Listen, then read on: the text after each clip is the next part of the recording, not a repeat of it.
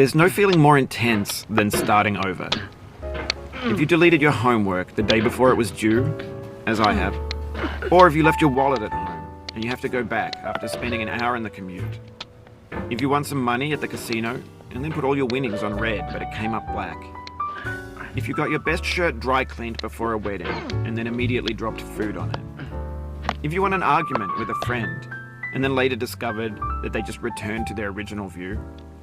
Starting over is harder than starting up. If you're not ready for that, like if you've already had a bad day, then what you're about to go through might be too much. Feel free to go away and come back. I'll be here.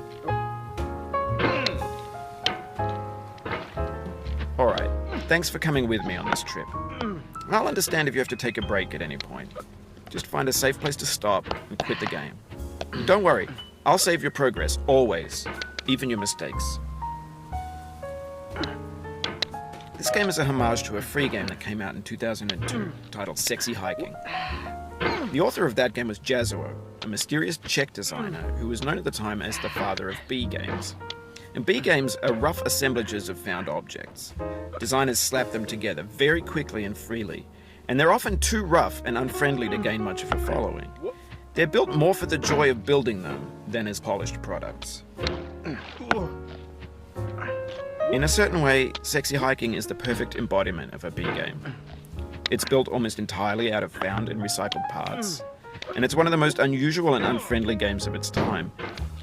In it, your task is simply to drag yourself up a mountain with a hammer.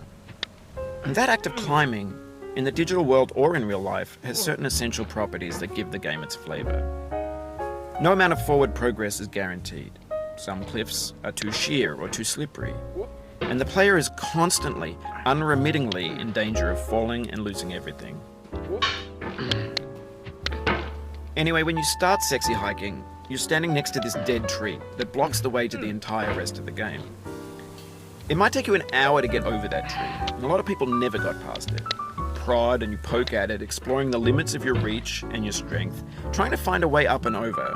And there's a sense of truth in that lack of compromise. Most obstacles in video game worlds are fake.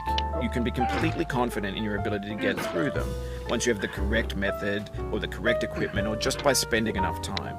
In that sense, every pixelated obstacle in Sexy Hiking is real.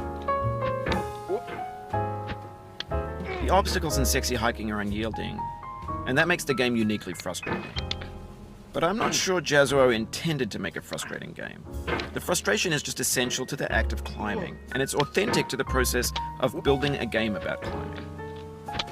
A funny thing happened to me as I was building this mountain. I'd have an idea for a new obstacle, and I'd build it, test it, and it would usually turn out to be unreasonably hard. But I couldn't bring myself to make it easier.